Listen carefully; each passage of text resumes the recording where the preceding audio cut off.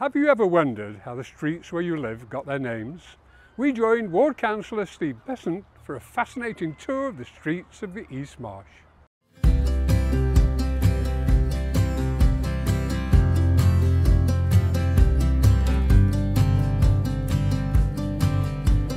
Where I'm standing is Cllr Street, and just across the road there basically is Ryobi Street. Two streets which are fairly interlinked they are in the East Marsh, both named after generals from the Boer War, General Buller and General Roberts.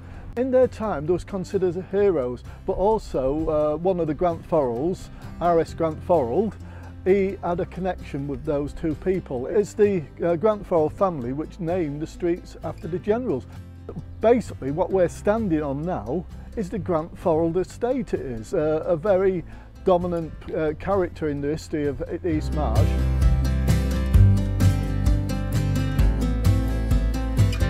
At the moment I'm standing on Heneage Road. Edward Heneage was fairly influential in this area. He owned quite a bit of land and he was a Liberal MP for our area.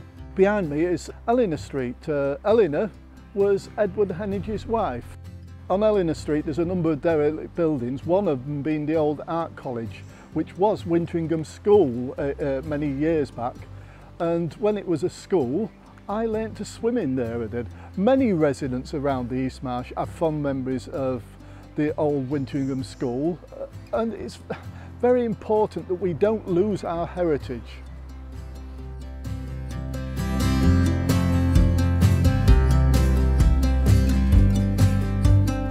I'm now standing on Kent Street, which was purchased in the mid to late 1800s. It was bought by the Hull Fishing Smack Society. God help us, it could have been known as Hull Street, this street as I'm stood on at the moment, because we seem to be at tribal war with Hull, but fortunately all the fishermen who worked for them had come down from Kent, they had. So that was the reason why it became known as Kent Street.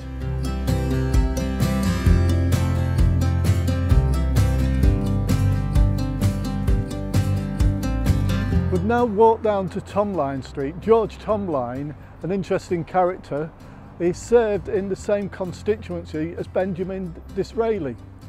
He was a Conservative at the time, he was, and then he moved to Grimsby and he became the Grimsby MP, he did. And he owned quite a pocket of land, as we can see around here we can do. Just over here is Orwell Street.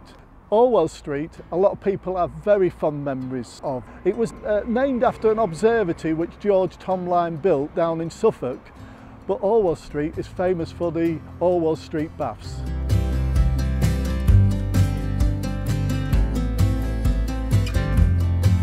Not far from Tomline Street is Ryobi Square, and the interesting thing about Ryobi Square, it was a centre of people coming backwards and forwards from the docks. It would be a hive of activity.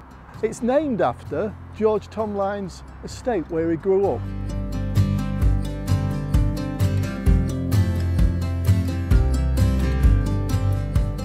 Grant Forrell, the area of the East Marsh, is perhaps the most important part of the East Marsh, and it's the biggest part of the East Marsh. It actually goes from where we stood now right up to old Clee Church and beyond, so it's a fairly large piece of land. We're on Orwell Street at the moment.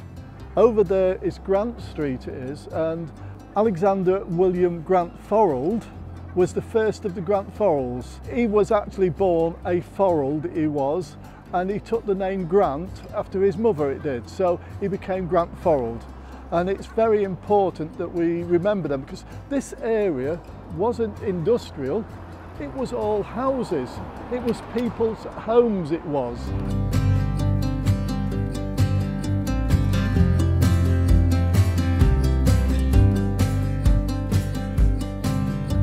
Yeah, we've now come down to Frank Walsham Court, one of these streets which is a little bit of an anomaly. It's not associated with any great person or anything, but in the eyes of many people, Frank Walsham was a great person, he was. One of the members of East Marsh Nostalgia, he told me that he couldn't read or write, poor Ronnie, but it was Frank who actually got him reading and writing.